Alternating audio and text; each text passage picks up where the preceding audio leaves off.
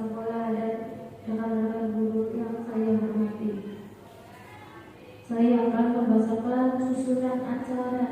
Yang pertama yaitu pembukaan, yang kedua yaitu sambutan dari Bapak Kepala Sekolah, dan yang ketiga pemaparan presentasi CGP kepada Pak Andi Jaka.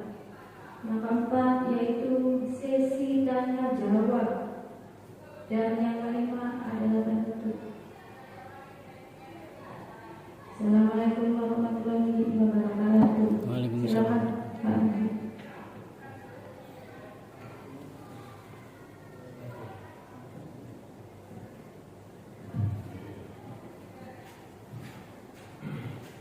Assalamualaikum warahmatullahi wabarakatuh.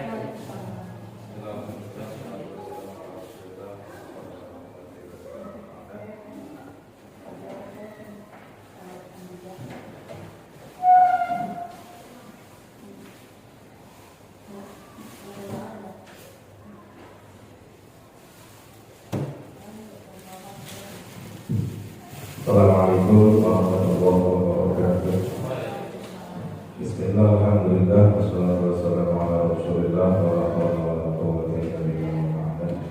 Selamat Bapak Andi Jaka selaku pemateri calon guru penggerak pada hari ini, Bapak Ibu guru beserta presentasi pada hari ini yang berbahagia. Alhamdulillah, puji syukur kehadirat Allah Subhanahu wa taala kita dipertemukan di hari yang berbahagia ini di UPTD SD 2 Katokan Bunder.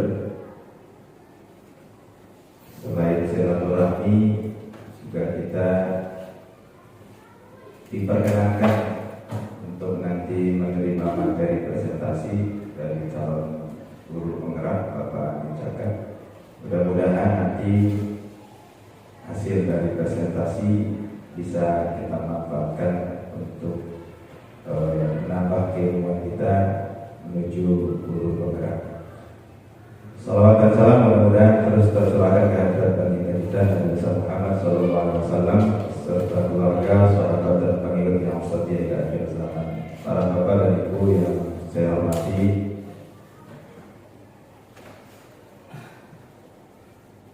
berkaitan dengan acara hari ini, selaku pimpinan di lembaga administrasi ini,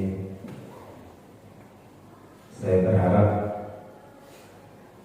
nanti hasil atau materi dari pemaparan atau presentasi yang disampaikan oleh Pak Jaka selaku calon guru penggerak bisa kita serap dengan maksimal sehingga bisa kita aplikasikan, bisa kita manfaatkan untuk nanti bisa kita tuangkan di kegiatan kita juga untuk mengikuti jejak Pak Andi Jaka sebagai calon guru penggerak yang sudah ditetapkan oleh Kementerian Pendidikan dan Kebudayaan.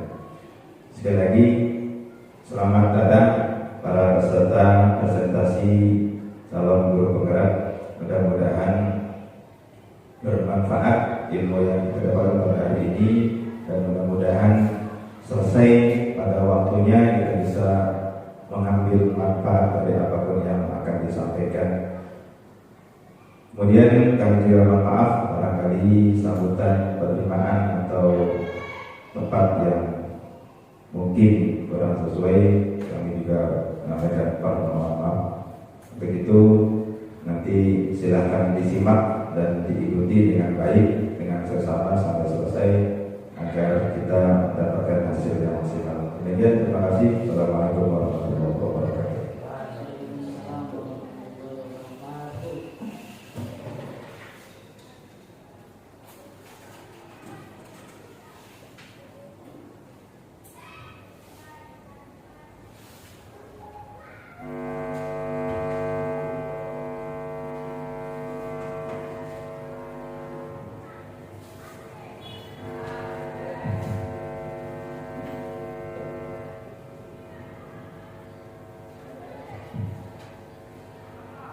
Yang kedua yaitu sambutan dari Bapak Kepala Sekolah dari Pak Andi Zaka. Dipersilakan.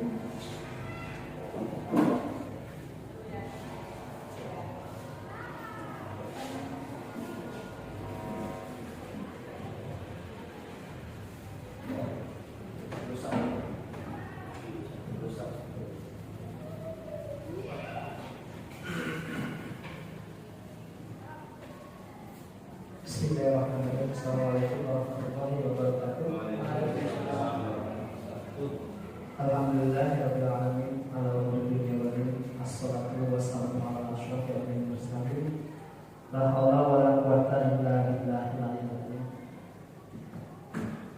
Yang terhormat Bapak Kepala Sekolah atau yang mewakili, juga rekan-rekan sejawat, saya ucapkan terima kasih.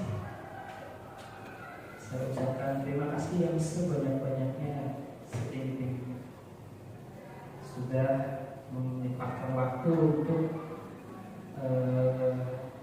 menyimak pemaparan apa yang saya akan sampaikan.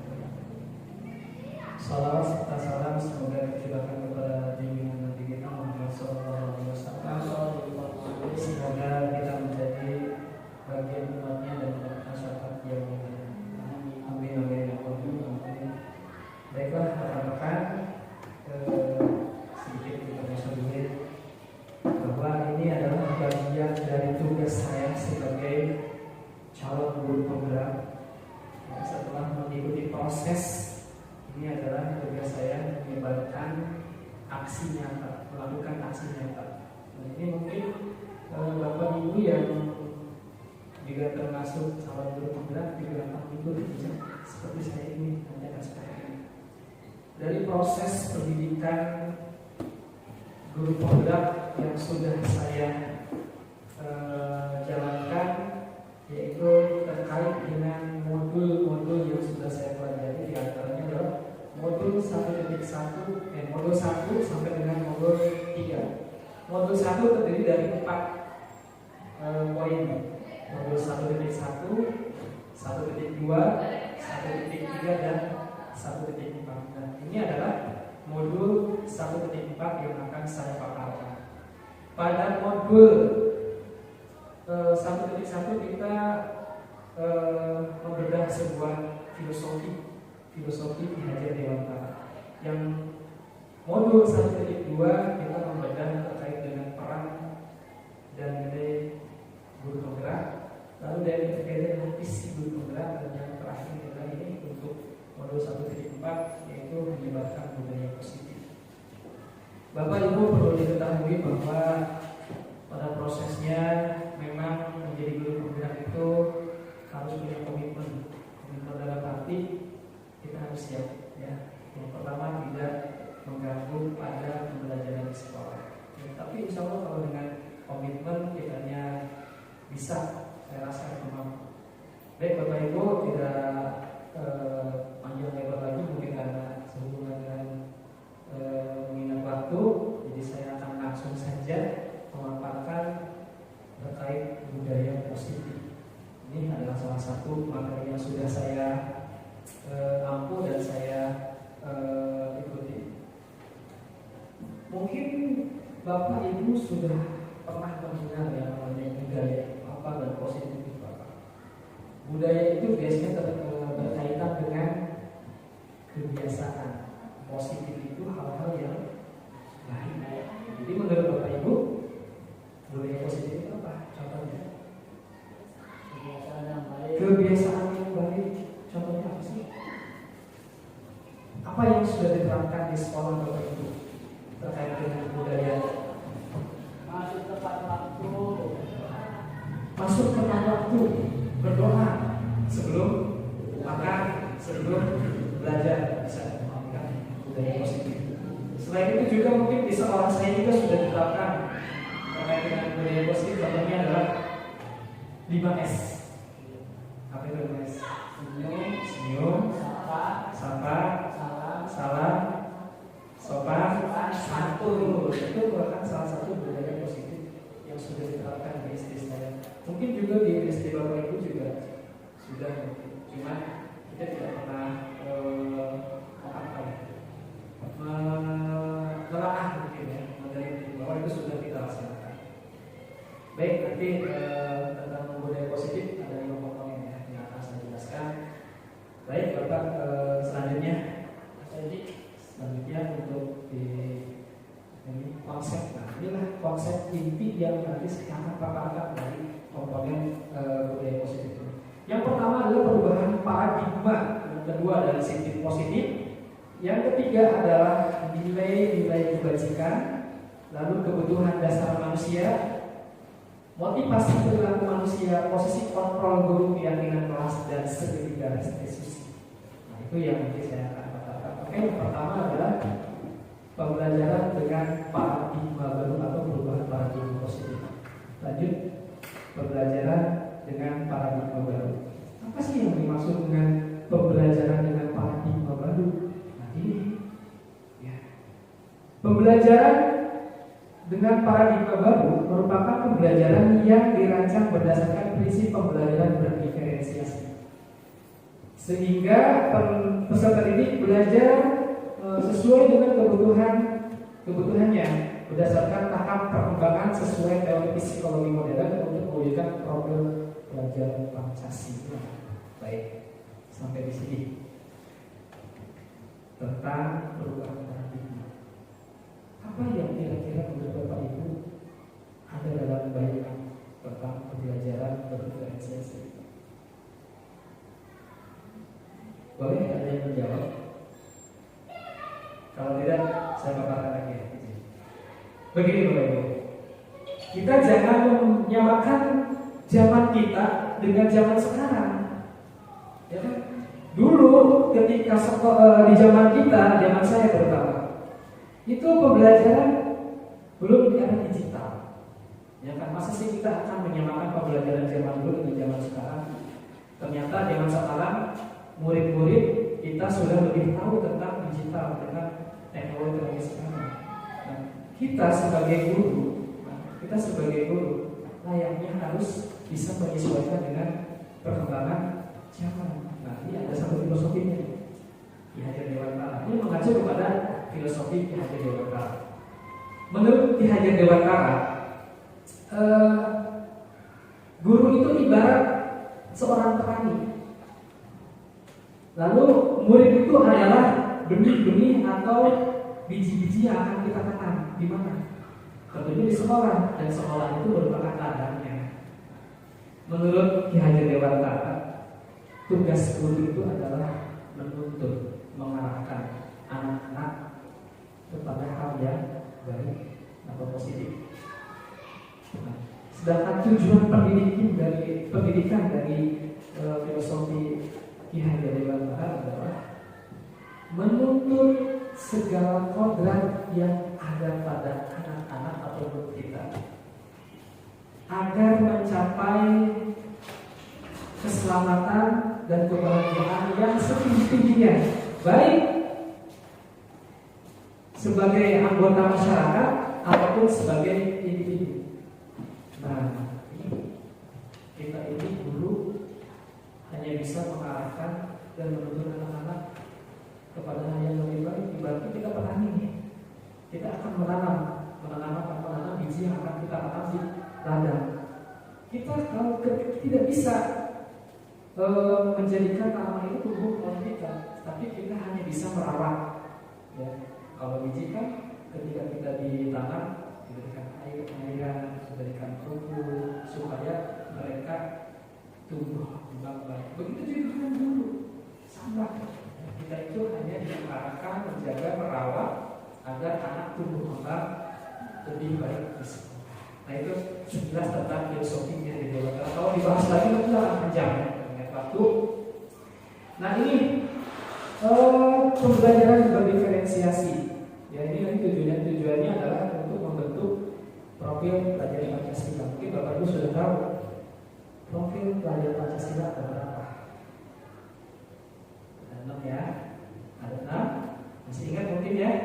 Profil Pancasila diantaranya salah satunya adalah pertama dia beriman pertama kepada Tuhan yang anak yang secara mandiri, kreatif, ya kan, bernalar kritis, itu ada di dalam kurikulum Merdeka. Nah, itu lanjut ya. Nanti pembelajaran diferensiasi kalau kita saya jelaskan ini akan panjang lagi. Kebetulan saya sekarang sudah berada di modul 2.1 terkait dengan pembedahan pembelajaran berdiferensiasi. Tentunya pembelajaran berdiferensiasi ini berorientasi kepada siswa. Jadi kita ini disesuaikan dengan kebutuhan siswa. Seperti apa sih? Nanti akan saya buka sedikit. Yang dimaksud dengan kebutuhan siswa itu artinya begini, siswa itu menurut Yahya Dewantara terlahir dengan keunikan yang berbeda tentunya. Nah, apakah kita ini sebagai seorang guru mengajar dengan cara nantinya kalau misalkan setiap anak berbeda, saya harus berbeda lagi caranya. Saya lagi harus ke anak yang ini, nanti kita pusing. Tapi di sini adalah kita itu mengukur kemampuan anak. Contoh ini, kita akan mengajar IPA misalnya. Kan setiap tingkatan anak kan berbeda. Ada yang pemikirannya cepat, ada yang lambat mungkin, ya minat belajarnya seperti apa. Nah, dari diri kita ini nanti akan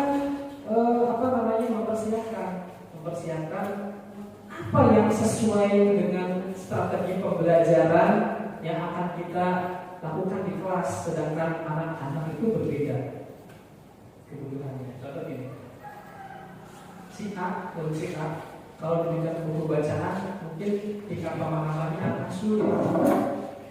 sulit. Lalu si B diberikan buku yang sama. Tentunya di antara kedua ini tingkatannya akan berbeda, ya kan? Tapi pembelajarannya sama. Bagaimana supaya kita anak-anak itu bisa menyerap pemahaman ilmu yang kita berikan kepada contohnya. Mungkin A bisa membaca dan langsung memahami, tapi B belum tentu. Nah, bagaimana kita nanti sebagai seorang guru harus bisa memahami karakter si A tersebut. Contoh, mungkin si A dengan cara menggunakan buku bacaannya ada gambarnya, mungkin seperti itu. Mungkin mereka akan lebih paham. Seperti itu kita akan tapi begini, kita bisa memahami karakter si A. Kita harus bisa memahami karakternya. Ya, itu perubahan yang dari zaman dulu ke zaman sekarang tentunya sangat berbeda. Ya mungkin itu saya sedikit kutip tentang pembelajaran diferensiasi yang sedang saya proseskan sekarang. Karena setiap modul itu kita pembedahnya cukup lama, bisa berhari 1 minggu. Kalau saya jelaskan mungkin ini akan lebih dalam lagi, dan ini nanti akan coba saya jelaskan di season berikutnya. Mungkin kalau ada waktu saya akan jelaskan tentang pembelajaran diferensiasi. Ya, kalau sama saya apa lagi, yang sekarang kan masih guru-guru masih menggunakan center teacher ya. Artinya anak itu berorientasi pada guru, terserah kita ya seperti itu. Jadi anak-anak itu mungkin akan merasa jenuh, kurang nyaman, kayak seperti itu. Baik, lanjut. Nah, miskonsepsi tentang teori kontrol. Nah, ini tadi saya katakan bahwa paradigma itu sesuai dengan teori kontrol. Ini salah satu. Kita selalu berasumsi bahwa guru mengontrol murid.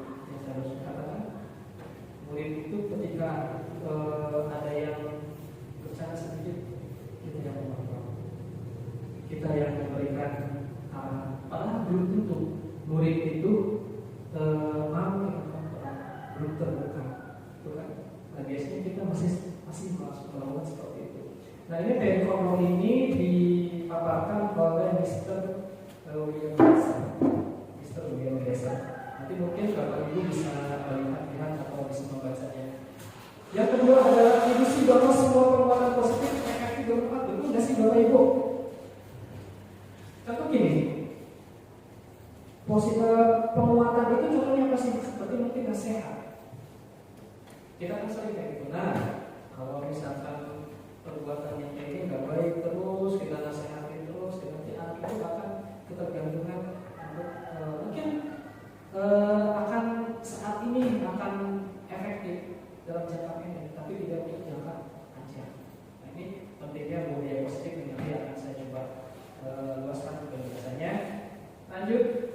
ilusi bahwa kritik membuat rasa bersalah mampu menguatkan karakter.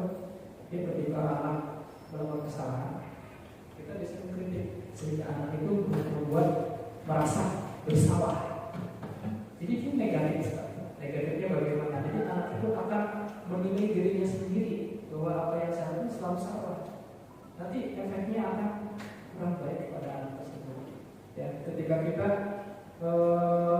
anak itu selalu diberikan merasa bersalah, masih nih kata-kata saya juga sebelumnya seperti itu, selalu menyalahkan anak, karena setiap anak, setiap perilaku anak yang dilakukan itu memiliki tujuan. Dan tujuannya apa?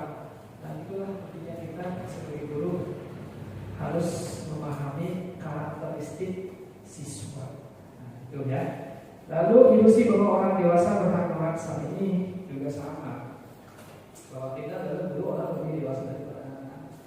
Anak kalau dipaksa-paksa, otomatis mungkin hari ini mau, anak terpaksakan. Ya, tolong kamu buat ini mau, tetapi itu hanya untuk jangka pendek, tidak untuk jangka panjang. Karena tujuan dari budaya positif itu adalah menumbuhkan kesadaran anak itu sendiri, bukan karena reward, bukan karena paksaan, bukan karena hukuman, bukan karena peraturan atau sanksi.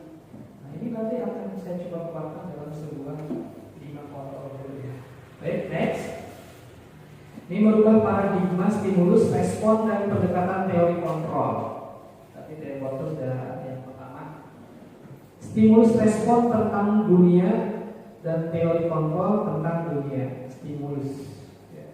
Stimulus kalau Bapak Ibu pernah belajar di teori behavioristik itu mungkin sudah paham. Nah, ini kaitannya dengan teori kontrol. Nah, pada stimulus respon tentang dunia, bahwa realitas kebutuhan kita sama, betul nggak sih? Bapak Ibu sama nggak kebutuhan dengan saya? Anak sama nggak kebutuhan dengan saya? Enggak sama. Ya. Sedangkan di teori kontrol, realitas kebutuhan kita berbeda, jelas berbeda. Ya, kebutuhannya pasti berbeda, beda sesuai dengan tingkatan anak tersebut dan karakter anak tersebut. Lalu semua orang melihat hal yang sama, sedangkan teori kontrol adalah setiap orang memiliki gambaran yang berbeda. Contoh ini, mungkin di mata Bapak Ibu saya pandangannya berbeda. Menurut Bapak saya seperti apa, menurut Ibu saya seperti apa, ya. Itu akan berbeda. Itu sesuai dengan teori kontrol. Mungkin juga anak sama, setiap anak memiliki pandangan yang berbeda. Ada kan ketika kita baik sama anak nih, akhirnya ya pintar, tapi kemana kita? Ketika kita menghukum anak dengan posisi kita sebagai guru, ya kalau begini guru sudah, nanti kita kemana kita berbeda. Sudut pandang kita berbeda. Baik, lanjut. Kita mencoba mengubah orang agar berpandangan sama dengan kita.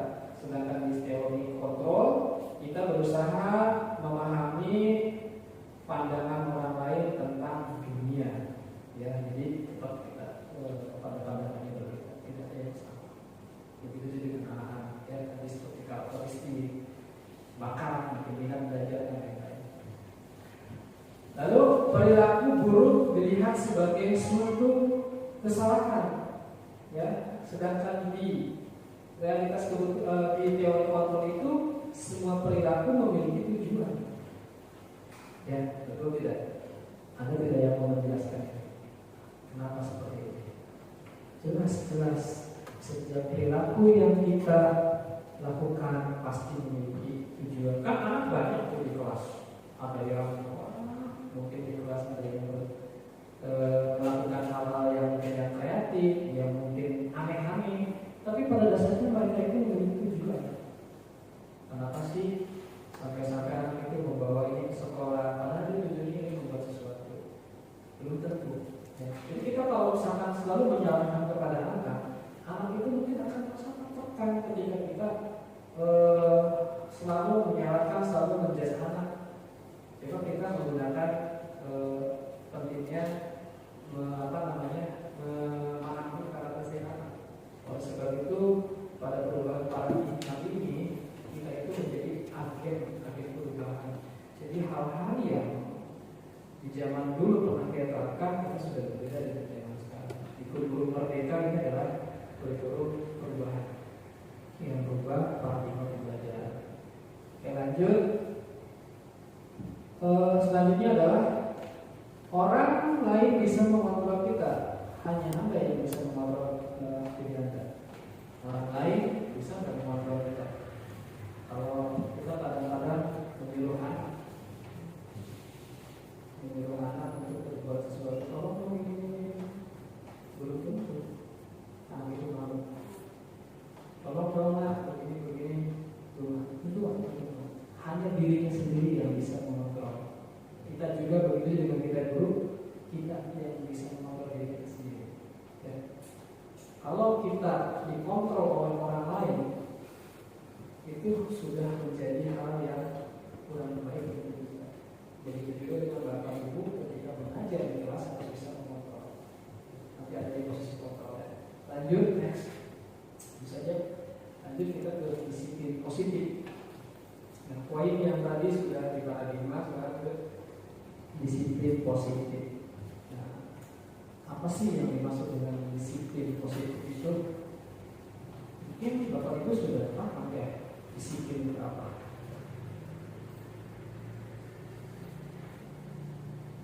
Disiplin termasuk ke dalam budaya positif kan?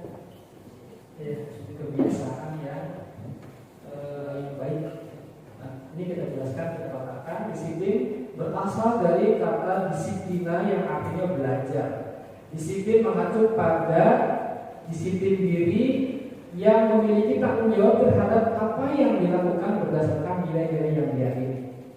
Sedangkan disiplin positif merupakan salah satu cara penerapan disiplin yang bertujuan untuk menumbuhkan kesadaran serta memberdayakan berstari tanpa imbalan penghargaan atau reward, ancaman atau hukuman.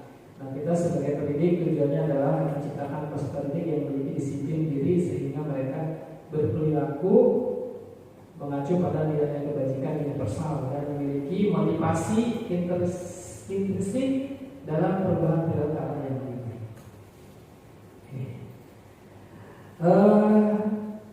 Jadi maksudnya di sini adalah menumbuhkan anak-anak sadar tentang tanggung jawabnya.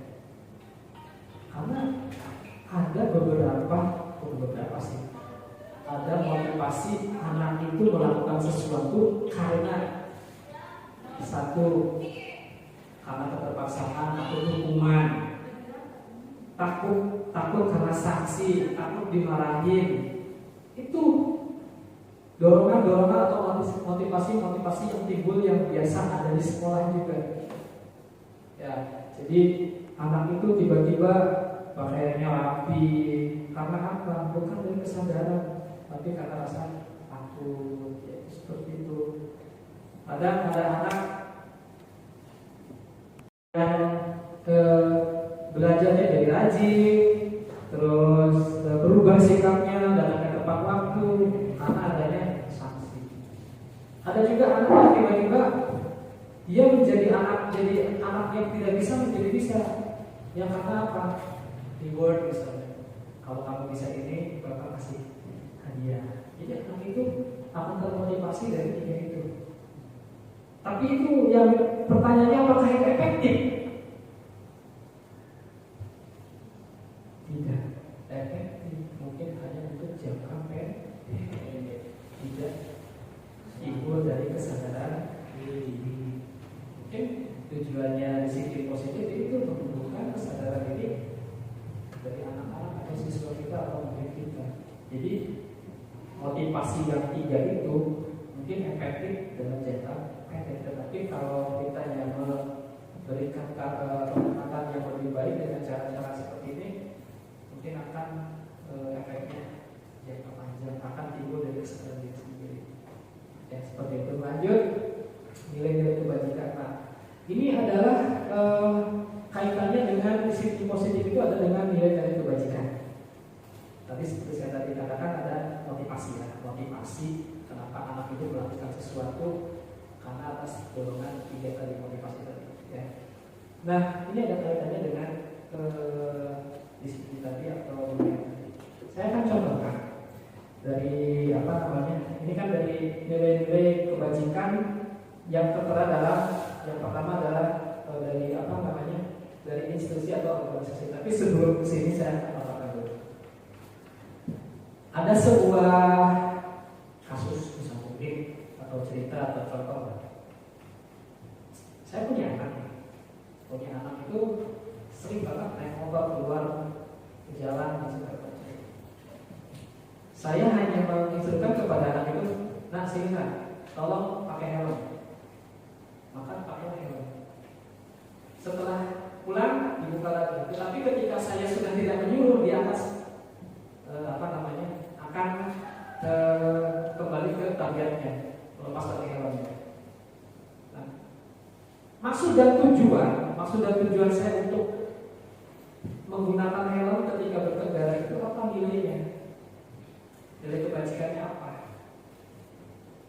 Nilai kebajikannya adalah untuk keselamatan atau keamanan. Itu nilai kebajikan. Nah, ini nilai kebajikan satu contohnya seperti itu. Jadi kita itu memberikan sebuah arahan atau tuntunan kepada anak itu nanti hasilnya adalah nilai-nilai kebajikan kebiasaan. Jadi jangan membiasakan kebiasaan-kebiasaan itu dengan motivasi ingin ada imbalan, karena takut, karena terpaksa. Itu kurang efektif, bukan tidak efektif, kurang efektif karena hanya berlaku ketika pada jangka pendek. Ya, itu mungkin kalau misalkan berlakunya jangka panjang dari mulai kesadaran kita sendiri ketika kita menggunakan sesuatu, melakukan sesuatu, tidak memakai helm di kerjaan atau misalkan tidak memakai sandal, misalnya takut nilai kebajikannya takut atau takut atau bagaimana seperti itu, ada beli mungkin yang keinginan itu nilai kebajikan. Baik, dan ini adalah contoh nilai kebajikan institusi atau suatu organisasi. Yang pertama adalah profil pelajar Pancasila. Nilai-nilai kebajikannya yang pertama adalah beriman, bertakwa kepada Tuhan Yang Maha Esa, berakhlak mulia, berkebinekaan global, gotong royong, mandiri, bertahan kritis dan kreatif. Itu menurut profil pelajar Pancasila yang nanti dituangkan ke dalam kurikulum Merdeka. Lanjut, menurut IDO, Premier Years Program atau IPIP, nilai kebajikan itu diantaranya toleransi, rasa hormat, integritas, mandiri, menghargai, antusias, empati, keingintahuan, kreativitas, kerjasama, percaya dan komitmen. Itu nilai kebajikan yang dibawa oleh PYP ya. Lalu 9 pilar karakter Indonesia Heritage Foundation atau IHF ya. Cinta Tuhan dan segenap ciptaannya, kemandirian dan tanggung jawab, kejujuran, keamanan, diplomatis, hormat dan santun, dermawan, suka menolong dan gotong royong, percaya diri, kreatif dan bekerja keras, berkepemimpinan dan keadilan, baik dan rendah hati, toleransi, kedamaian dan kesatuan. Nah, ketiga, organisasi atau institusi. Bapak Ibu pernah ikut pramuka? Ya, ikut pramuka? Iya, pasti dong kan? Pernah, nggak mungkin nggak pernah. Ada nilai kebajikan di dalam pembelajaran pramuka. Dasar dharma pramuka 1. Takwa kepada Tuhan itu termasuk juga nilai kebajikan ya. Seperti itu ya. Saya rasa itu sudah dibahas, Bapak Ibu sudah paham, sudah mengerti. Nah, itu bagian petikan dari nilai kebajikan. Apa yang kita lakukan itu mengandung nilai kebajikan dan tujuan. Baik, lanjut. Selanjutnya adalah kebutuhan dasar manusia. Kebutuhan manusia adalah segala sesuatu yang dibutuhkan oleh manusia untuk mempertahankan keseimbangan kondisi fisiologis dan psikologis yang bertujuan untuk mempertahankan kehidupan dan kesehatan. Baik, saya ingin bertanya kepada saudara tadi, siapa yang ingin menjawab boleh siapa aja. Saya ingin bertanya, kebutuhan fisiologis itu apa aja sih? Ada yang bisa jawab? fisiologis dan psikologis.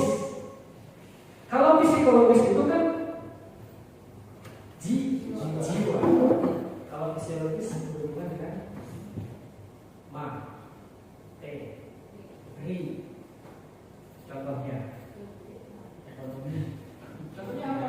Maksudnya kalau di pelajaran apa namanya IPS ya kalau nggak salah ya itu ada 3 kebutuhan manusia, struktur primer. Nah contohnya apa Bapak Ibu contoh? Saya pengen ada yang jawab biar hidup. Mungkin di kuliah apa saja kebutuhan fisiologis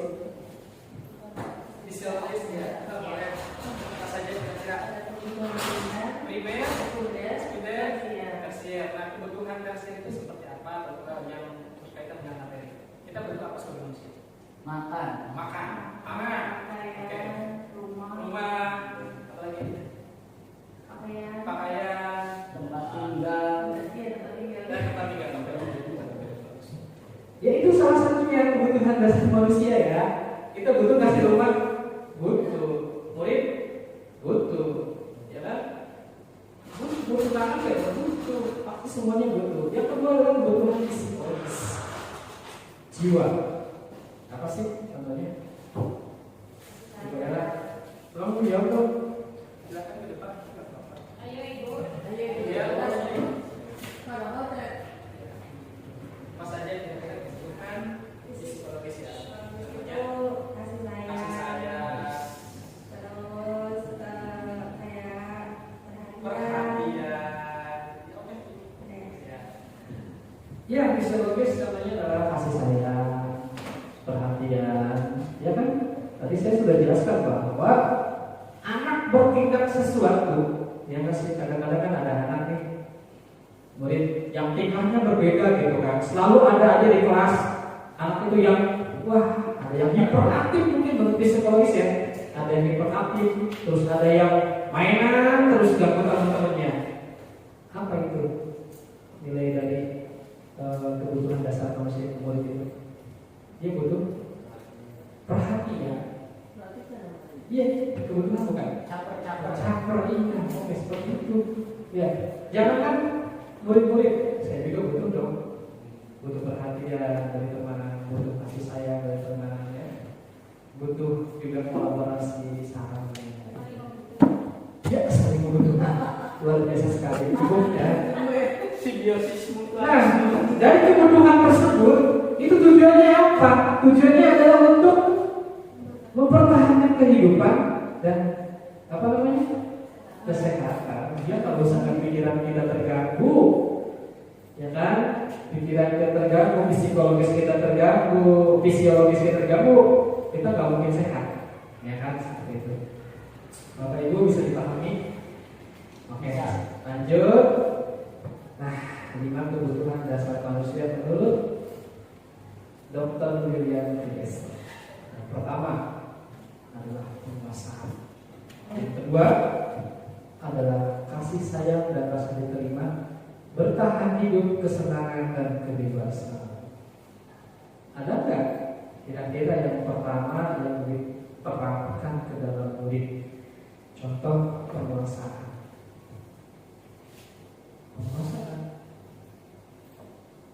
Kamu di sekolah ada kan anak-anak yang nakal, ya kan?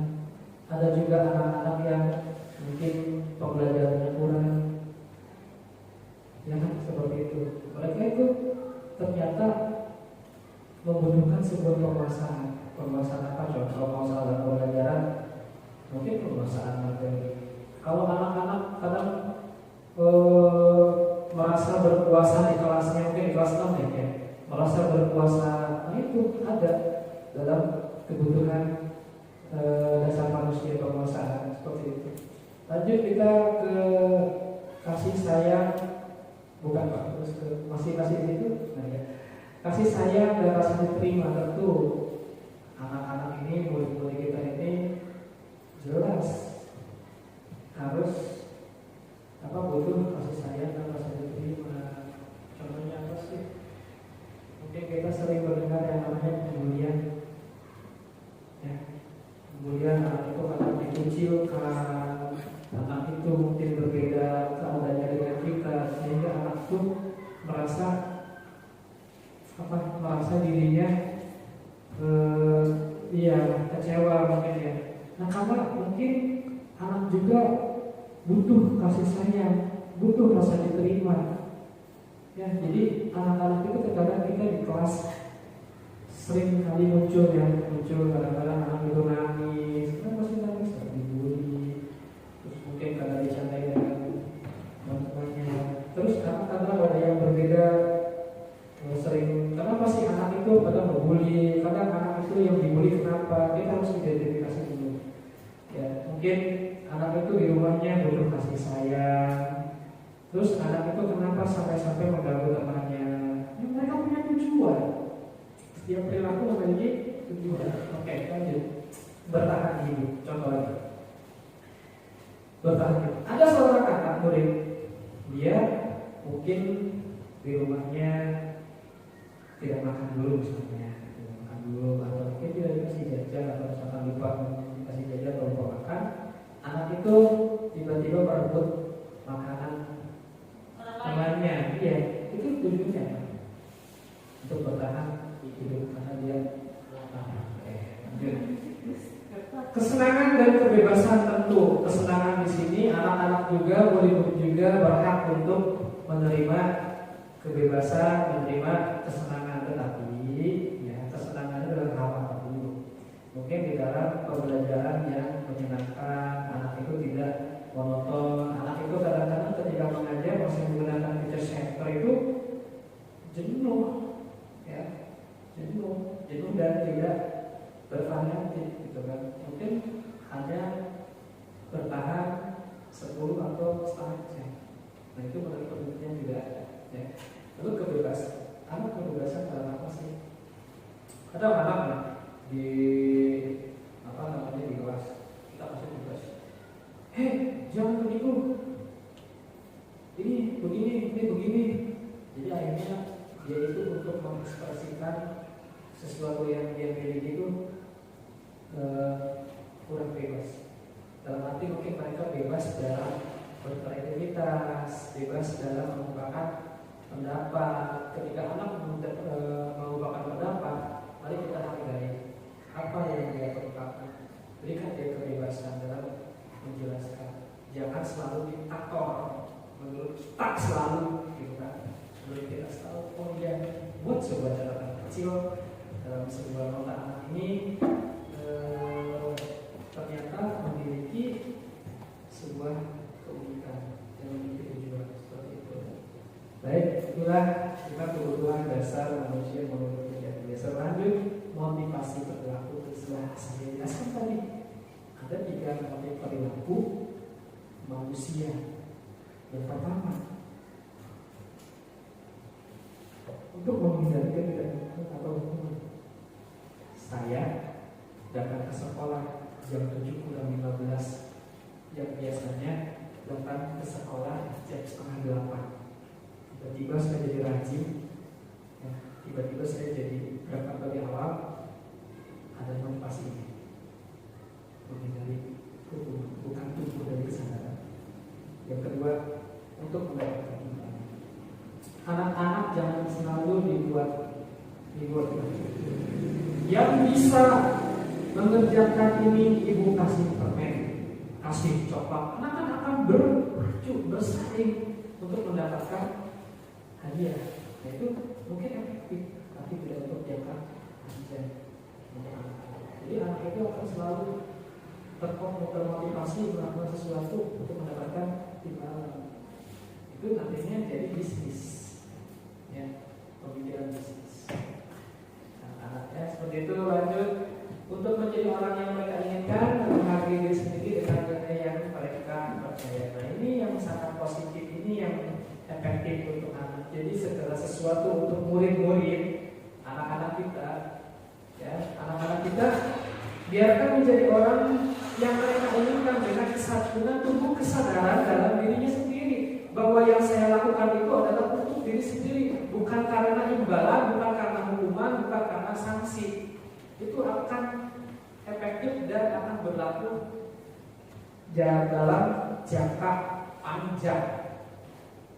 Seperti itu. kalau anak murid memiliki kesadaran, memiliki tanggung jawab, senang nggak sih? Contoh tiket, bukan karena nggak tiket dihukum.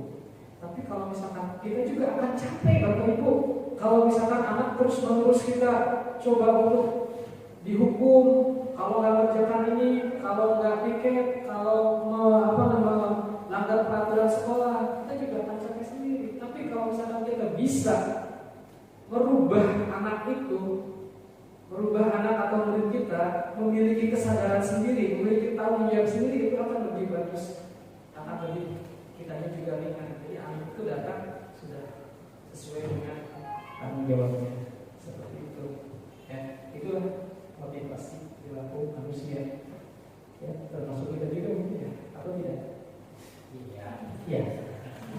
Ya, kita harus bisa merubah paradigma lah. Ketika saya contohnya ini meminta Bapak Ibu untuk ini ya, kita kesadaran ini ilmu ini berbagi. Bukan berarti saya ini menggurui, tapi saya hanya berbagi pengalaman ya. Mungkin terus nanti akan bermanfaat buat Bapak Ibu yang akan sebarkan nanti seperti itu.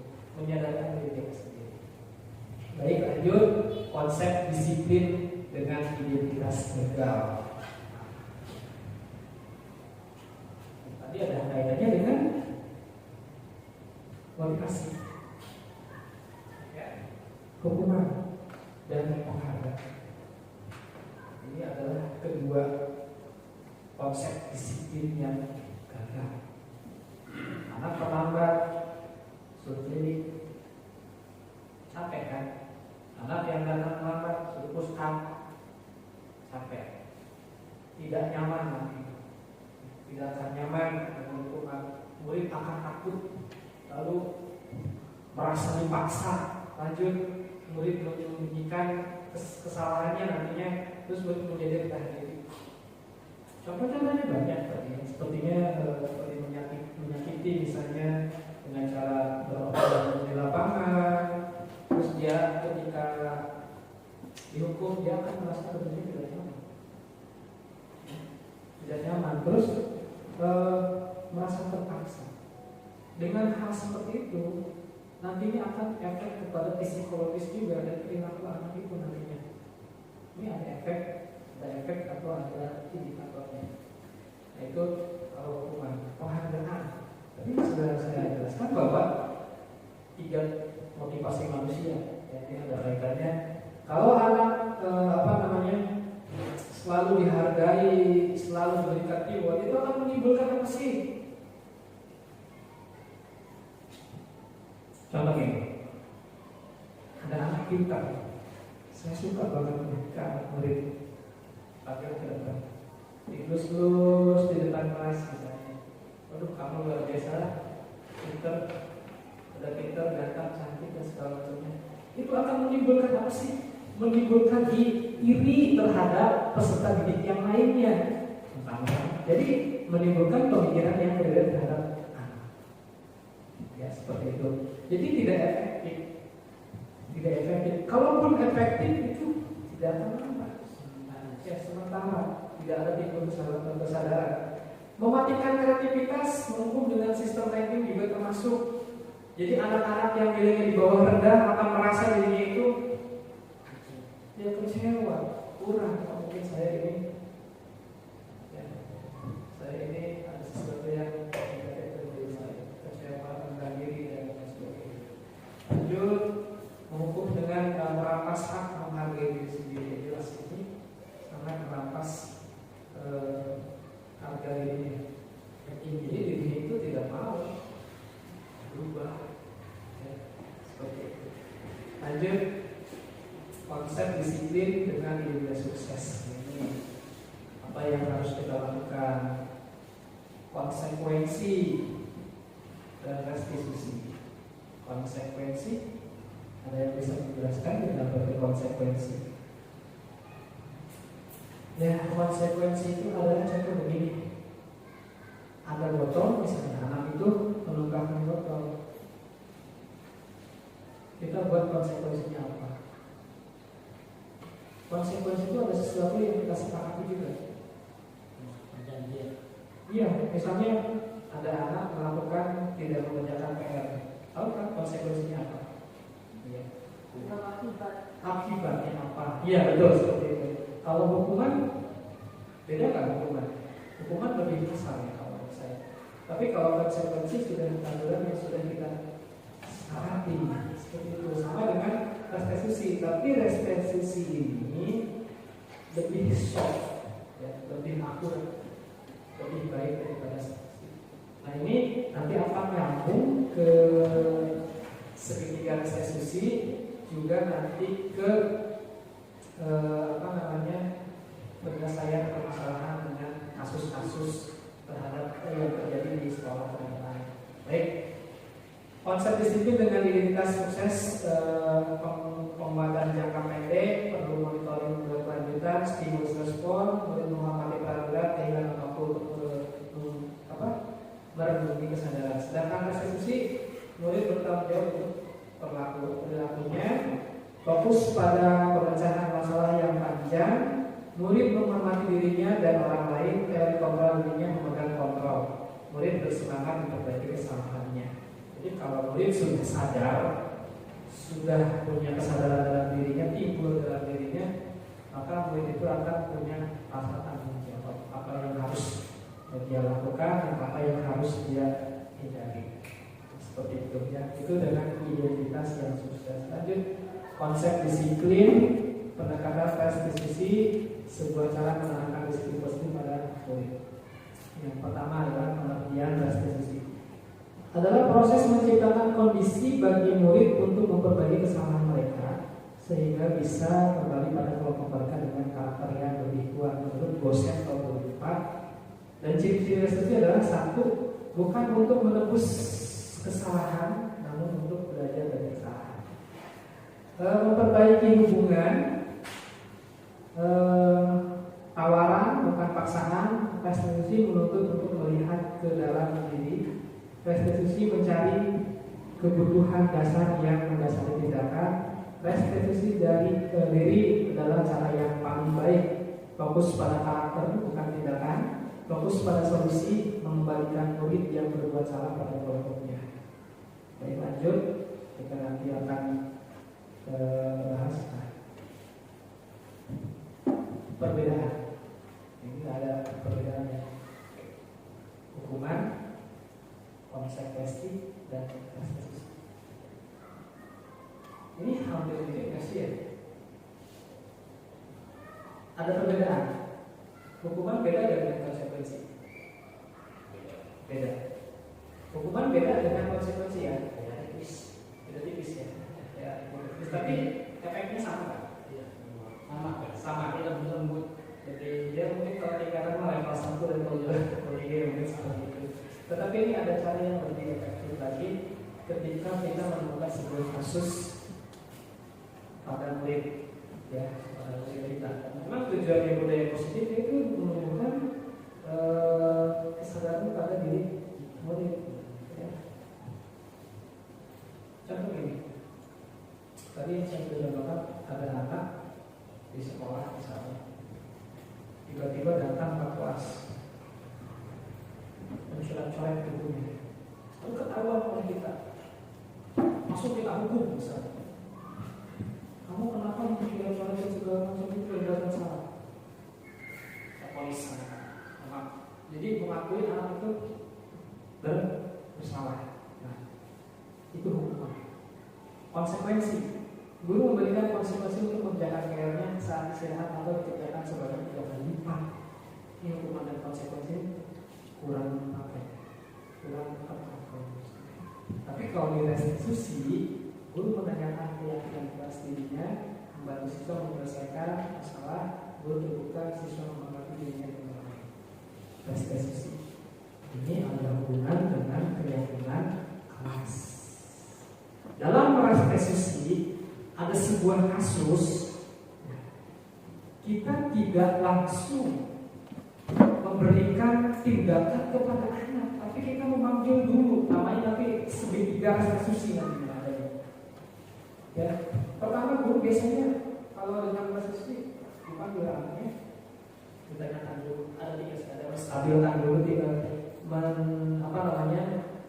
identitas muridnya dulu, lalu menstabilkan anak, lalu mencari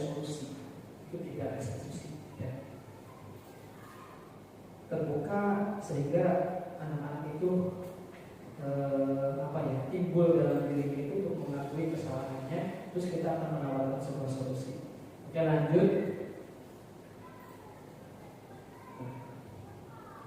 Posisi kontrol restitusi. Pertama, tadi saya akan contohkan dulu nih untuk restitusi. Ya. Ada seorang anak, contoh misalnya Budi ketika di kelas, ketika guru menggalakkan, Budi itu tidur-tiduran, bercanda dan segala macam. Ini bagaimana cara mencari solusinya? Apa dengan hukuman, apa dengan konsekuensi, apa dengan restitusi? Nah, kita sebagai agen perubahan yang ada merdeka yang terutama, kita merubah paradigma tersebut dengan cara bagaimana? Dengan cara menggunakan 3 rasa. Mungkin hampir sama, mungkin dengan bimbingan counseling, ya. Kita panggil anaknya. Yang pertama, kita menanya dulu kepada anak, apa sih yang dia lakukan itu, kenapa? Apa latar belakangnya? Kita gali latar belakangnya. Lalu kita awalkan solusinya bagaimana. Ditanya kepada anak, kenapa sih kamu melakukan itu? Itu menstabilkan identitas. Kenapa sih kamu melakukan itu? Saya kesel Bu, karena guru saya tadi sobek-sobek sama dia. Kebetulan ibu datang melihat saya melakukan perbuatan yang kurang baik, jadi saya kayak gitu. Kita ambil dulu anaknya, kita panggil dulu seperti itu, dia menjelaskan, menstabilkan dia. Dan tadi kan udah identitas, sekarang menstabilkan. Anak-anak distabilkan dulu masalahnya apa, supaya dia bisa menerima dulu. Dia bisa menerima dulu, sadar dulu. Nah, setelah dia menceritakan, oh iya, ibu juga, mungkin bapak juga dari kamu akan kesal, akan marah, ya udah. Tapi kita tanyakan dulu, namanya keyakinan kelas ya. Apakah itu termasuk keyakinan kelas? Bukan sih, bukan Bu. Oh ya, berarti itu kamu telah melanggar keyakinan kelas. Ya udah, kalau begitu apa nih yang harus kamu lakukan? Ya kan? Ketika anak itu sudah sadar, sudah timbul kesadaran, mungkin dia ya dulu, kalau begitu saya akan minta maaf kepada anak tersebut. Saya juga akan menjelaskan kepada dia dan kepada yang lainnya kalau perbuatan saya itu kurang baik. Itu. Nah, ini kayaknya dengan keyakinan kelas. Oke, kita masuk sebelum ke penerapan posisi kontrol, kita masuk ke keyakinan kelas dulu. Bapak Ibu mungkin kalau ke kelas biasanya langsung berbaris, berdoa, ngaji, menyanyikan lagu Indonesia Raya, mungkin ya seperti itu. Ada lagi kan? Lakukan yang namanya keyakinan kelas. Kita sepakati dulu, ya. Keyakinan kelas itu adalah suatu cara, ya, untuk membuat suasana kelas menjadi nyaman sesuai dengan keinginan murid. Bagaimana caranya melakukan keyakinan kelas? Baik, saya akan contohkan, boleh? Oke, saya akan membuat sebuah kertas, ya. Itu kan meminta ini keyakinan kelas begini. Keyakinan kelas itu hampir sama sih, kita bentuk kesepakatan ya, kesepakatan kelas. Contoh begini, saya akan sobek dulu kertasnya.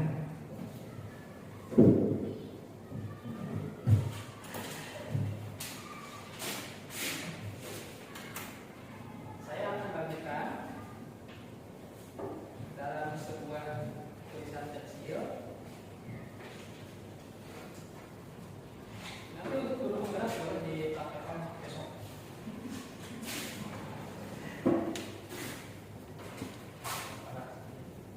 Boleh coba aja ya.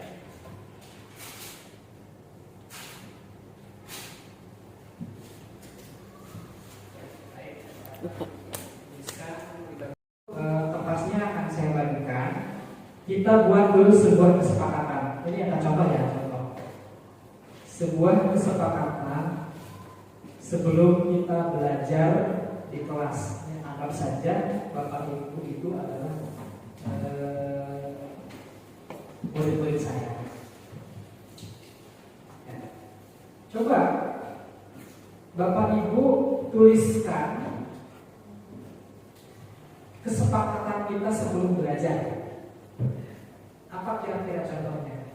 Saya kenal satunya. Datang tepat waktu. Silakan 1 poin saja.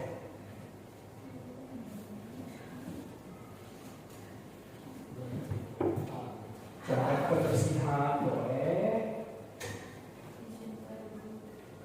Boleh silakan nanti kan saya akan baca. Oh. Oke, keyakinan kelas ya. Tuliskan satu saja komitmen kita, kesepakatan kita sebelum belajar di kelas. Satu aja. Apa sih menurut Bapak Ibu atau murid-murid menurut supaya kondisi belajar kita itu nyaman? Gitu loh. Iya. Boleh datang tepat waktu misalnya.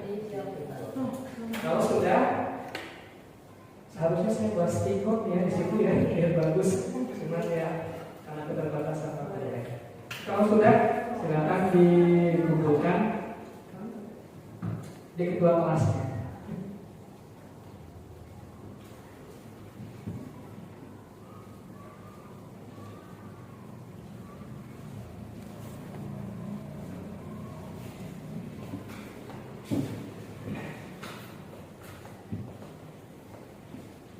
Bisa deh dokter.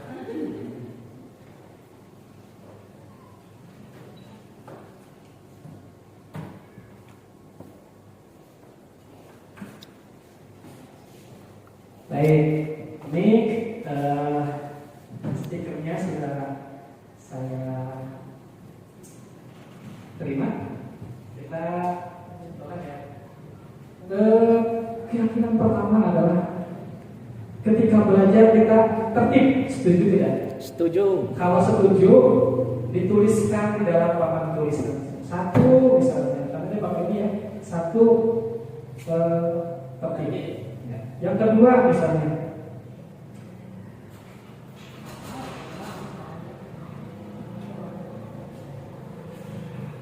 menenangkan situasi kelas dengan kesepakatan. Misalnya tidak boleh ribut, misalnya boleh tulis dong duanya dengan kesepakatan kelas. Lalu datang tepat waktu misalnya. Datang tepat waktu, oke, lalu ibu bapak tuliskan kembali di dalam papan tulis atau di dalam sebuah stick note atau misalkan dalam sebuah kertas karton ditulis. Nah, kita sepakati. Lalu membuang sampah pada tempatnya, misalnya, berarti menjaga kebersihan gitu kita sebenarnya. Lalu berpakaian rapi, lalu berdoa sebelum belajar, berpakaian menjaga kebersihan lingkungan kelas misalnya. Nah, dari catatan-catatan kecil yang ibu berikan kepada siswa-siswa ini kita sepakati dan akan menjadi sebuah keyakinan kelas. Itu harus diterapkan. Kenapa harus diterapkan? Itu untuk menstabilkan dan mengkondusifkan situasi belajar di kelas. Kita kan kadang-kadang kalau belajar tanpa ada kesepakatan bingung, instan belajar anak-anak ribut, anak-anak alat dewek mungkin kalau di sini bertindak sesukanya. Tapi kalau dengan kesepakatan kelas ketika terjadi sebuah kasus yang tadi saya sampaikan, anak tidak boleh bertengkar. Nah, ketika kita dalam melakukan segitiga restitusi tadi, kita tanyakan kepada itu kan menanyakan keyakinan kelas. Nah, tadi siapa yang berikut tadi yang bertanya kenapa sih itu merupakan keyakinan kelas kita? Bukan bohong itu, tapi kami melanggar. Kita tawarkan solusinya ya dalam segitiga itu. Solusinya bagaimana kalau misalkan kamu melanggar lagi? Jadi anak itu akan tumbuh kesadaran pada dirinya sendiri. Kalau kita langsung menghukum, belum tentu kan kita melihat dari sudut pandang anak salah. Ya, tadi saya katakan bahwa setiap perilaku anak itu memiliki tujuan. Ya, sampai sini segitiga restitusi ada gambarannya seperti itu. Baik, lanjut dengan posisi kontrol dulu Pak. Ya, mohon maaf ke atas tadi 5 posisi kontrol di atas ya. Ya, terus baik, nah 5 posisi kontrol restitusi. Nah, yang pertama adalah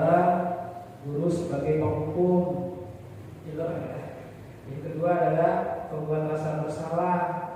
Yang ketiga pemantau, lalu teman sekaligus manajer. Dari 5 posisi kontrol. Guru, Bapak Ibu,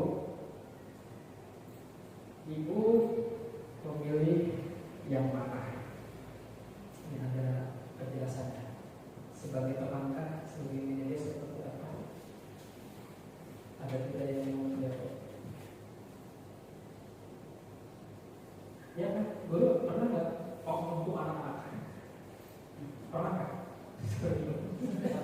Sering ya. Oke, hobi, senang nggak? Puas kalau misalkan sudah untuk anak itu. Ya itu kita harus coba begitu para pendidikan. Ya kita sudah berada di zaman modern. Tapi gini, saya khawatir ketika kita membentuk anak-anak itu nanti timbul ketidakterimaan. Pertama mungkin kalau siswa ya, tapi kalau misalkan dia bilang kepada orang tuanya bagaimana? Itu juga kita perlu hati-hati. Menghukum memang mungkin efektifnya hari ini, besok dia akan seperti tidak efektif ya. Lalu pembuat rasa bersalah, mungkin itu sudah dijelaskan ya, anak itu dipaksa untuk mengakui kesalahannya. Lalu sebagai teman, ini yang kira-kira guru sebagai teman berarti bukan guru itu menjadi teman anak-anak, tetapi ada batasannya. Kita menganggap anak itu sahabat, karena mungkin dengan pendekatan seperti itu anak akan lebih nyaman, tetapi dibatasi. Kita sebagai teman, tetapi saya juga sebagai guru. Jadi kalau kita menganggap anak sebagai teman dan kita tidak kontrol, jadi anak itu akan merasa kita itu memang guru kita. Contoh ini, saya pernah pengalaman saya nih. Saya merasa menganggap itu anak-anak sebagai teman, sebagai ini, tapi saya belum pernah kontrol. Ketika kita datang di luar jam sekolah, Pak, gitu kan, ada Pak, bukannya salaman gitu kan, budaya positifnya kayak gini, malah kita Bu, jadi akhirnya ini menganggap kita itu bukan orang dewasa, bukan guru, jadi teman saja, gitu. Itu kurang bagus. Kita kontrol sebagai teman ketika ada kasus dianggap gitu, tapi kita sesuai kontrol diri kita. Sebagai pemantau bagaimana sih? Ya ketika anak belajar, mungkin ketika anak sedang bermain, kita pantau. Pemantau dalam arti mengarahkan ya pada anak tersebut. Dan yang terakhir adalah manajer itu adalah kita bisa mengatur anak-anak yang jaga di sekolah. Tapi kalau dalam pembelajaran kelompok misalnya, kita bisa manage kelas, bisa manage anak. Lanjut, contoh penerapan 5 posisi kontrol hukum. Contohnya gimana sih? Patuhi aturan sekolah, lalu berdiri di depan barisan. Bukan ini. Selain itu, tadi saya katakan ketika kita telah datang naik, lalu pemantau, kamu sudah melanggar apa peraturan dan konsekuensinya? Tadi saya jelaskan ketika anak dipantau datang terlambat segala macam, kita akan melakukan apa yang kita suruh, misalnya seperti itu, tapi kurang efektif. Sebagai teman, ayolah yang penting buat guru bangga, kali ini tidak apa-apa kalau salah. Artinya kita ketika ada anak yang melakukan kesalahan, buat anak itu seperti seorang teman, ya, dia akan merasa mungkin atas dirinya. Lanjut ke perbuatan rasa bersalah. Memaksa anak untuk bersalah. Berapa kali ibu bilang guru kecewa sama kamu? Karena mungkin sebuah permasalahan anak itu sendiri. Nah, itu akan mempengaruhi psikologi dan manajer. Nah, orang kalau tahu kesalahan kamu ini hampir sama dengan ketika rasa seperti yang saya jelaskan ya. Ketika ada anak yang membuat kasus kita panggil, kamu tadi tahu nggak kenapa ibu panggil? Identitas, stabilkan apa sih belakangnya, kenapa sih ketika solusi segitiga kasus itu apanya. Lanjut ke keyakinan kelas. Tadi saya sudah contohkan ya, di bawah ada keyakinan kelas. Tadi saya contohkan keyakinan kelas itu seperti apa, penggambarannya seperti apa. Kita mengikut peraturan tentang penggunaan helm tadi saya jelaskan pada saat mengendarai kendaraan motor. Roda dua ya. Mengapa kita memiliki peraturan tentang menggunakan masker dan mencuci tangan? Kita ambil dari kebajikan. Tapi ketika helm itu kebajikannya adalah keselamatan. Dan mengapa kita memiliki tentang menggunakan masker, mencuci tangan setiap saat? Apa? Kesehatan. Iya, kesehatan, keselamatan. Itu sudah kebajikan. Lanjut kegiatan membuat keyakinan kelas. Tuh seperti itu tadi sudah ditampilkan Bapak Ibu, sudah tinggal menjalankan di kelas, mudah-mudahan nanti bermanfaat. Dan Bapak Ibu tidak merasa kesulitan lagi ketika belajar. Mungkin bisa untuk saat-saat pertama kita mungkin harus lebih rajin gitu menambah kesepakatan kelas. Kalau saya di sekolah dulu pernah kesepakatan itu ditempel di dinding kelas bersama dengan jadwal tiket jadwal pelajaran. Tetapi kalau bagusnya lebih kreatifnya lagi itu dengan menggunakan stick note dengan menggunakan kertas kertas yang warna-warni itu seperti itu, terus di print out. Sekarang tuh banyak kan media-media kayak Canva, yang lainnya ada Edora, itu bagus sekali untuk dikembangkan. Ya itu memang membutuhkan proses, membutuhkan waktu dan biaya ketika kita. Itu kegiatan seperti itu tadi yang saya gambarkan dan saya praktekkan kepada Bapak Ibu. Nanti tulis ketika ada anak yang melakukan kesalahan, melakukan pelanggaran, tanya inilah. Nanti kita sudah menerapkan di sekolah. Baik, lanjut. Nah, itu bagaimana pembentukan jaringan kelas? Ya, pertama lebih abstrak dari peraturan. Ya, sedikit saja biar ingat. Tadi saya sudah minta satu kalimat saja, ya, biar kita mudah ingat. Lanjut, segitiga sesusi sudah saya praktekkan tadi. Ya, yang pertama adalah menstabilkan identitas dulu ketika ada anak yang bermasalah atau membuat sebuah kasus. Menstabilkan, kita semua akan melakukan hal terbaik yang bisa kita lakukan. Validasi tindakan yang salah, semua perilaku memiliki alasannya kan ya kelas. Tadi sudah saya. Yang pertama anak dipanggil dulu, distabilkan dulu identitasnya. Ditanya dulu, ya, ditanya dulu. Kenapa kamu tadi dipanggil? Yang kedua, apa alasannya? Yang ketiga adalah solusi. Itulah segitiga step. Bapak Ibu bisa mempraktekannya di sekolah, bisa mengimplementasikannya di sekolah, dan semoga nanti bisa memberikan efek yang positif, ya, efek yang positif yang menjadikan anak-anak lebih nyaman, lebih merasa aman, ya, ketika di dalam pembelajaran kita berada di sekolah. Begitu. Lanjut. Sudah selesai ya. Alhamdulillahirobbilalamin, selesai.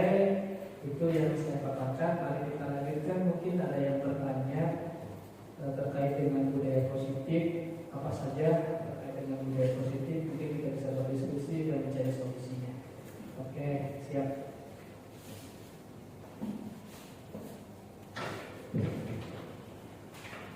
Assalamualaikum warahmatullahi wabarakatuh. Perkenalkan, nama saya Muhammad Saidi dari STM kelas 1. Saya ingin bertanya tentang disiplin positif. Yang ingin saya tanyakan tentang bagaimana konsekuensi untuk bisa menerapkan budaya disiplin positif di kelas. Yang mungkin bisa dari saya. Assalamualaikum warahmatullahi wabarakatuh. Waalaikumsalam warahmatullahi wabarakatuh. Sebelum saya jawab, ada lagi yang bertanya atau orang lagi yang terkait dengan budaya positif tadi?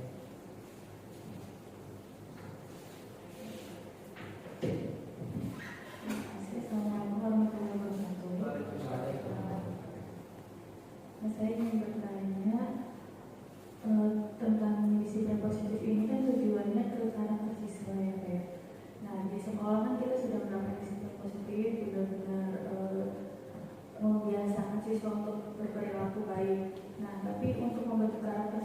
tidak hanya guru saja, tetapi lingkungan dan keluarga juga kan berpengaruh.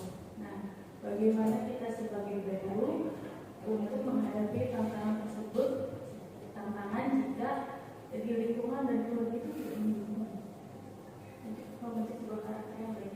Terima kasih. Wassalamualaikum warahmatullahi wabarakatuh.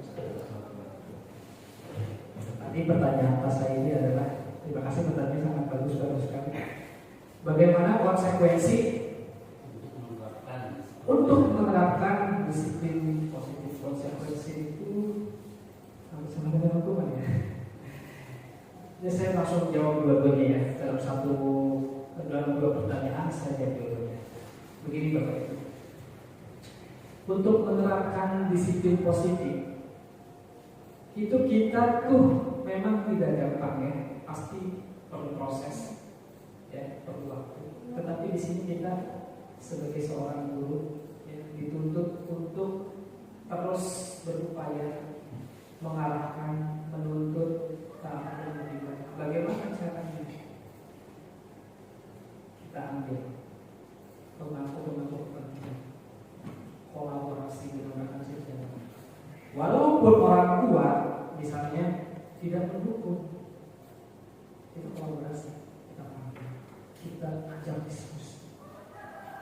Bagaimana supaya anak ini memiliki tumbuh tumbuh kembang di situ budaya positifnya, kebiasaan-kebiasaan itu ya. Mungkin di rumah karena anak atau orang tua sibuk dengan pekerjaannya, mungkin anak terbengkalai, bahkan ada orang tua yang mungkin pergi jauh untuk bekerja sehingga anak itu bergaul dengan lingkungan yang negatif, ya, mungkin bergaul dengan yang kurang kurang positif dengan tingkah dan apa, memang itu mempengaruhi. Ya, tetapi kita memiliki banyak sekali rekan, bisa komite sekolah, bisa warga sekolah, bisa sesama dengan murid juga, bisa dengan kepala sekolah, bisa dengan pengawas, kita bisa berkolaborasi.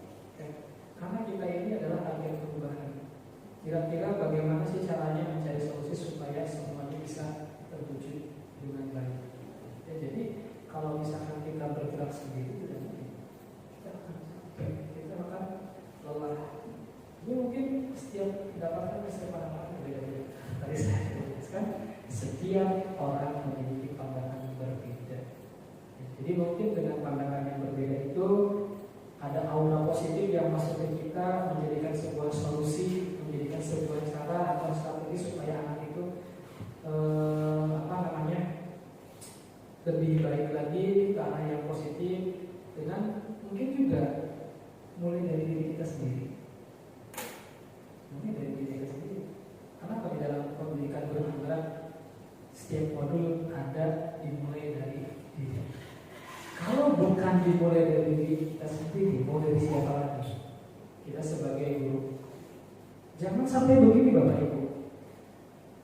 Kita memberikan nasihat, memberikan ilmu, mentransfer ilmu kepada anak-anak, ya, memberikan bimbingan, kita sendiri tidak bisa. Kita sendiri malah justru tidak melaksanakannya, tidak menerapkannya, tidak mengimplementasikannya. Apa jadi identitas gagal? Seperti itu. Ini karena pentingnya kolaborasi antara teman sejawat, kepala sekolah, pengawas, mungkin pemangku kepentingan, warga sekolah yang seluruhnya berada di lokasi tersebut bisa dijadikan sebuah patokan untuk kolaborasi. Tapi memang butuh proses, butuh waktu. Ya. Ketika saya merasa terkadang mengkoreksi diri sendiri. Ya. Apa yang sudah saya lakukan terhadap anak-anak sudah sesuai untuk dulu. Terus penilaian anak-anaknya bagaimana? Nah, di dalam pembelajaran diferensiasi itu ada 3 komponen ya. Mungkin kita bisa jadikan sebuah cara ya, misalnya dengan cara kesepakatan kelas, ya, kesepakatan kelas, terus dengan banyak pendekatan kita sebagai teman, terus kita bisa mengobrol anak-anak, mungkin itu bisa menjadi solusi. Ketika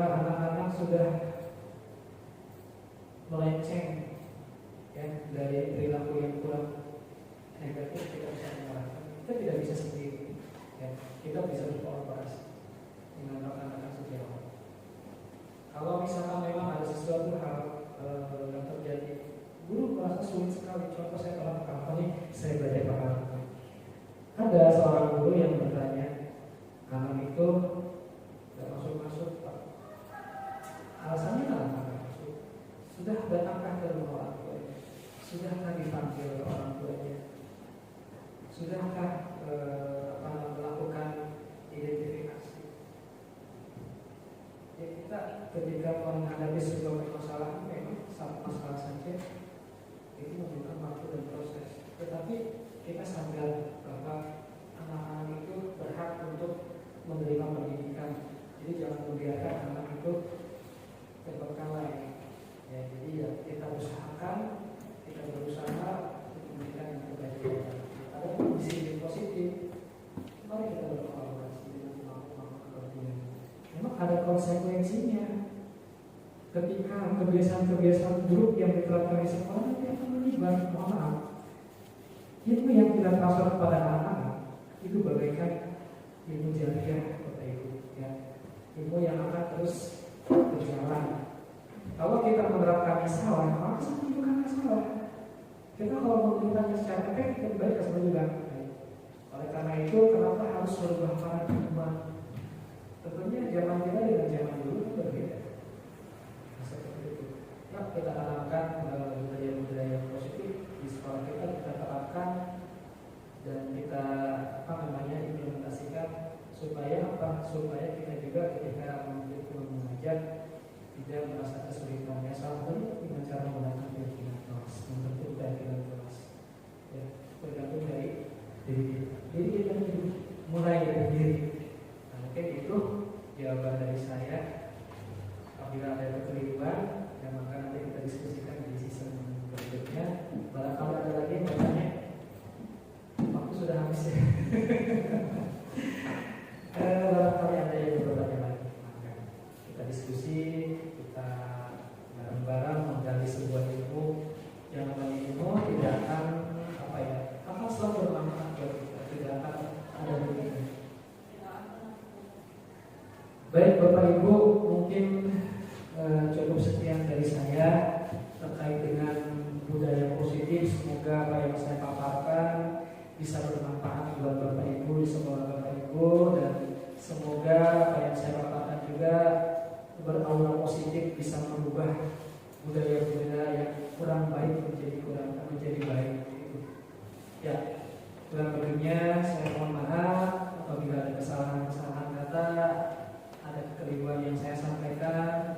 Apabila masih ada yang ingin bertanya, mari kita berkolaborasi, kita berdiskusi di lain kesempatan atau di Bila Assalamualaikum warahmatullahi wabarakatuh. Waalaikumsalam warahmatullahi wabarakatuh. Waalaikumsalam warahmatullahi wabarakatuh. Acara yang kelima yaitu penutup. Mangga Pak Ustaz, penutup. Alhamdulillahirrahmanirrahim.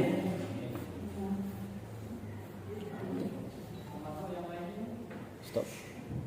يا من صليت بكل الأنبياء يا